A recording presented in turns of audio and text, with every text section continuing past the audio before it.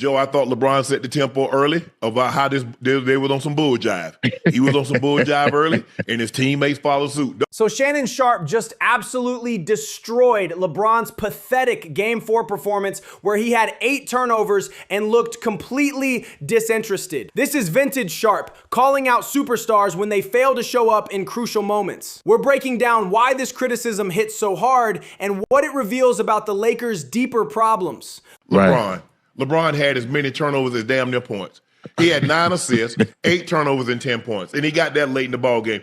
Those numbers are absolutely damning for any player, let alone someone who's supposed to be your floor general. When your best player has nearly as many turnovers as points, that's not just a bad game, that's a complete abdication of leadership responsibility in a must-win situation. He probably shouldn't even played any in the fourth quarter because they weren't coming back. That's probably the most brutal thing you can say about a superstar, that they should be benched in crunch time. It's essentially saying you've become a liability rather than an asset. That's career-defining criticism from someone who knows what championship basketball looks like. Joe, he tried a damn a three-quarter court bounce pass between 2 defenders and try to hit Rui on a dead sprint.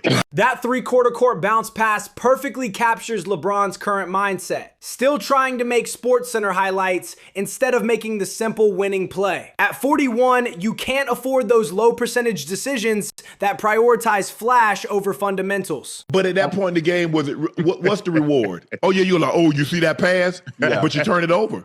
Exactly. LeBron's still hunting for those viral moments instead of playing championship basketball. The risk-reward calculation doesn't make sense when you're already struggling. Smart veterans know when to take what the defense gives you rather than forcing highlight plays. Out-rebounded the team, but you turned the ball over 23 times. The Rockets had 17 steals. Yeah. 17 steals. 23 turnovers as a team is absolutely catastrophic, but Houston getting 17 steals shows they were completely locked in defensively while the Lakers looked lost. That's the difference between a hungry young team and veterans who think they can coast. Yes.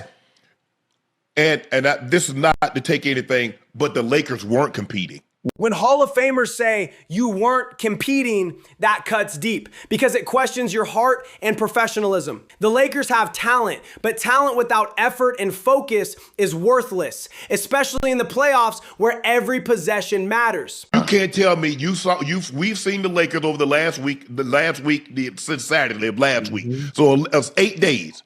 Yeah. You tell me at what point in game did you see them and you're like, oh man. This 8-day stretch exposes the Lakers' fundamental character issues. Championship teams have bad shooting nights, but they never have multiple games where they look disinterested. That pattern of mental weakness is what eliminates teams early. How does this team believe they can beat your ass? I mean, listen. Hey, Joe. Ocho, they're going to catch hell closing them. That's the killer. Once opponents smell blood and realize you're not mentally locked in, they play with complete confidence. Houston went from hoping to survive to knowing they could dominate.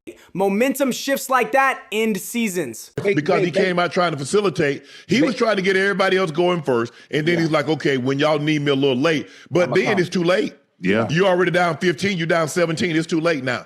LeBron's always been a rhythm player who needs early success to build momentum.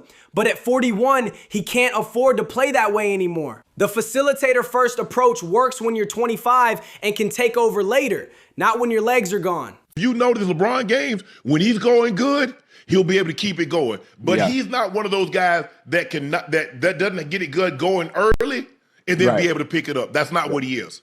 That's the brutal reality of Father Time. LeBron was never the type who could flip a switch mid-game like Kobe or Jordan. He needs that early flow, and when it's not there, especially at his age, the whole offensive system falls apart. 41 having to play 44, 45 minutes, that's more than any 41. Nobody's playing those kind of minutes and what was expected of him, because at the end, late in the ball game, you're going to have the ball in his hands.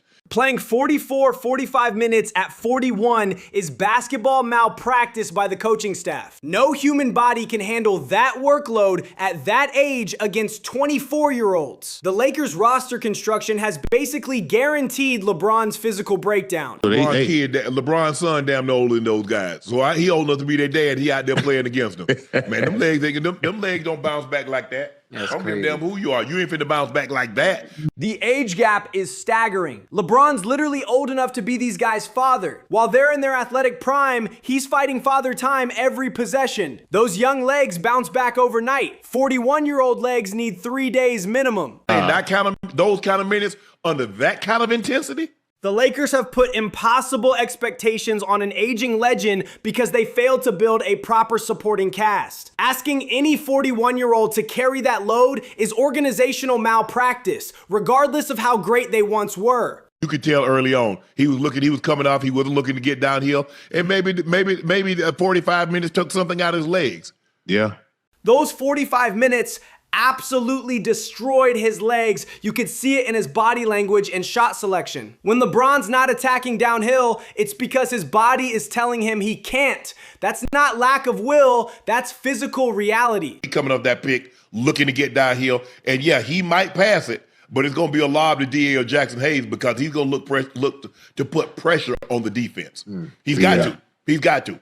He knows what needs to be done tactically, but his body can't execute it anymore. The mind is willing, but the flesh is weak. Watching a legend fight his own physical decline in real time is both inspiring and heartbreaking. I mean, think about the kind of money you're making. Right. Yeah. Why would you not do it?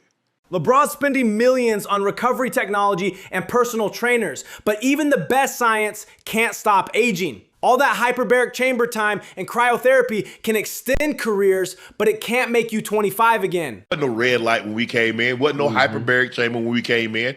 And as guys started to understand, man, what y'all do? You know, that's why everybody go train. What do you think? Where is the Olympic training facility at? Modern recovery methods have definitely extended careers compared to previous generations, but Father Time remains undefeated. You can slow the decline and optimize your body, but you can't reverse the aging process. Even LeBron James can't beat biology forever.